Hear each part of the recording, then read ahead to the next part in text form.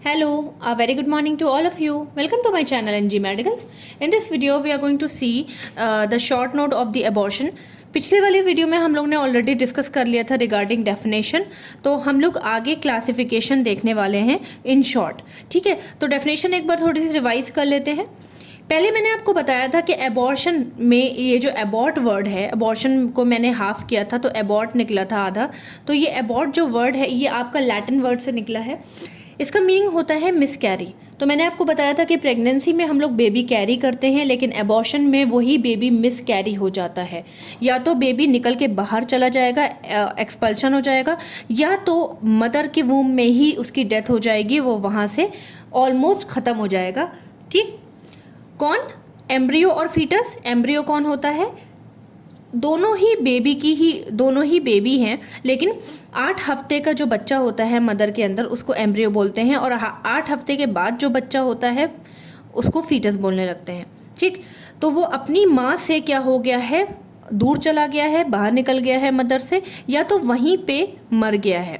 ठीक, जिसका वेट कितना था? 500 ग्राम, 500 ग्राम और लेस, 500 ग्राम या उससे कम था, और वो केपेबल नहीं था, एबल नहीं था कि वो सरवाइव कर पाए अपने आप ही, इंडिपेंडेंटली वो सरवाइव नहीं कर पाता, उसको हम लोग एबॉर्शन बोलते हैं। ये डेफिनेशन दी है WHO ने। अब हम लोग इस वाले वीडियो में क्लासिफिकेशन की बात करेंगे। तो क्लासिफिकेशन एबॉर्शन का मेनली 2 पार्ट में डिवाइड है, स्पॉन्टेनियस एंड इंड्यूस्ड। कंफ्यूज होने वाली कोई बात नहीं है। फर्स्ट ऑफ ऑल, स्पॉन्टेनियस का हिंदी मीनिंग अगर तुम निकालो तो इसका मीनिंग निकलता है अचानक से। तो जो एबॉर्शन अचानक से हो जाए, मदर को क्या पता कि एबॉर्शन होने वाला है, या किसी भी वजह से अचानक से मदर को एबॉर्शन हो जाए, तो वो होता है आपका स्पॉन्टेनियस। इसलिए मैंने इसको अदर सिनोनिम्स में लिख दिया है, सडन हैपनिंग। ठीक है, और जो एबॉर्शन जानबूझ के किया जाए, ठीक, इंटेंशनली किया जाए, उसको हम लोग इंड्यूस्ड बोलते हैं। यहाँ पे देख लो मैंने लिखा हुआ है इंटेंशनली डन।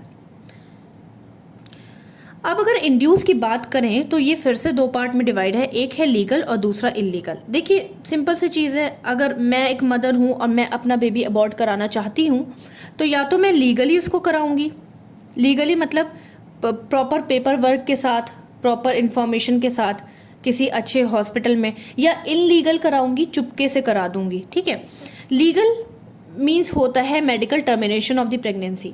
लीगल एबॉर्शन तब कराया जाता है जब डॉक्टर की सलाह होती है। क्या पता प्रेगनेंसी रेप की वजह से हो गई हो, क्या पता मदर मेंटली इल हो, वो अपने बच्चे को नहीं संभाल सकती है, क्या पता बेबी में कोई कंजेनाइटल माल फॉर्मेशन हो, मतलब बेबी की बैकबोन नहीं बन रही है, या बेबी का ब्रेन डेवलप नहीं हो रहा है ना, ग्रोथ एंड डेवलपमेंट के टाइम पे। तो ये सारे रीज़न होते हैं कि लीगली आप एबॉर्शन करा सकते हो। इनलीगल एबॉर्शन वो होता है जब आप पता कर लो कि हाँ लड़की है तो एबॉर्ट करा दो, या आप नहीं चाहते हो अभी बच्चा करना और कोई रीज़न नहीं है, बस आपको इंटरेस्ट नहीं है तो एबॉर्ट करा दो, तो वो इनलीगल होता है।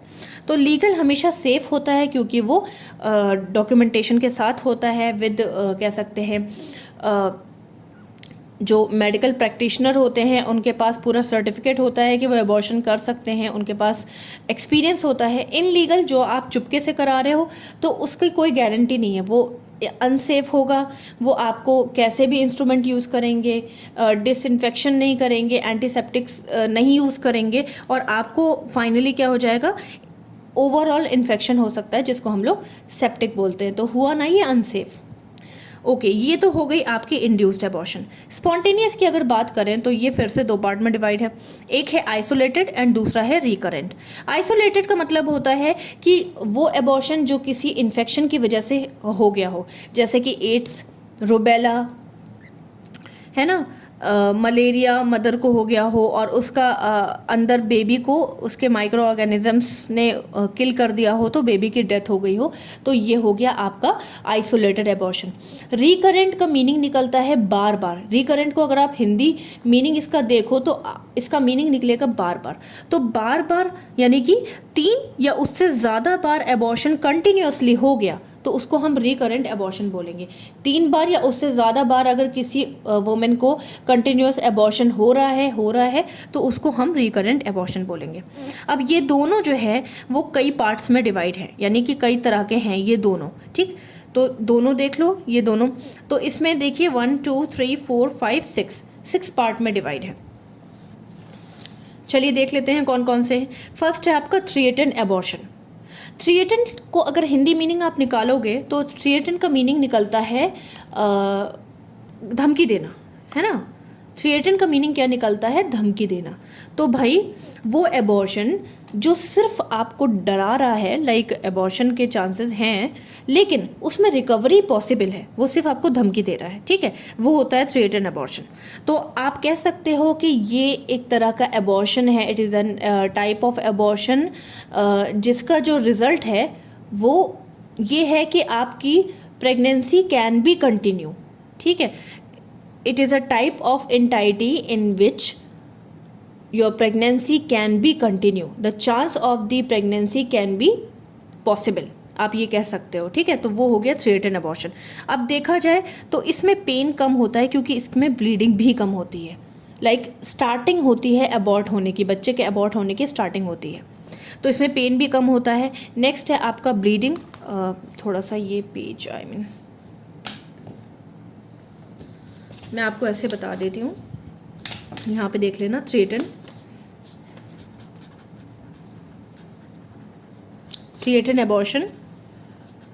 एबॉर्शन की हम लोग बात कर रहे हैं। इसमें मैंने आपको बताया पेन, तो इसमें पेन होता है लेकिन लेस।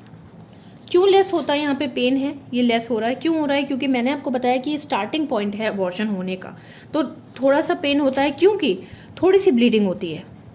ब्लीडिंग क्या होती है? वो भी लेस होती है, ओके। पेन भी लेस है, ब्लीडिंग भी लेस है। नेक्स्ट है आपका जेस्टेशनल एज। किस टाइम पे ये वाला 3-8 एबॉर्शन स्टार्ट होता है? ये होता है आपका फर्स्ट 20 वीक्स में, ठीक है। स्टार्टिंग के जो 20वां हफ्ता है उस टाइम पे ये एबॉर्शन देखने को मिलता है। नेक्स्ट है आपका ऑस। ऑस क्या होती है? ऑस देखो, यहाँ पे सर्विक्स की बात अब हम कर रहे हैं, तो यूट्रस जो है आपके पास, ये यूट्रस है आपका, तो इसके पास सर्विक्स भी होता है, ठीक। तो ये हो गया आपका सर्विक्स।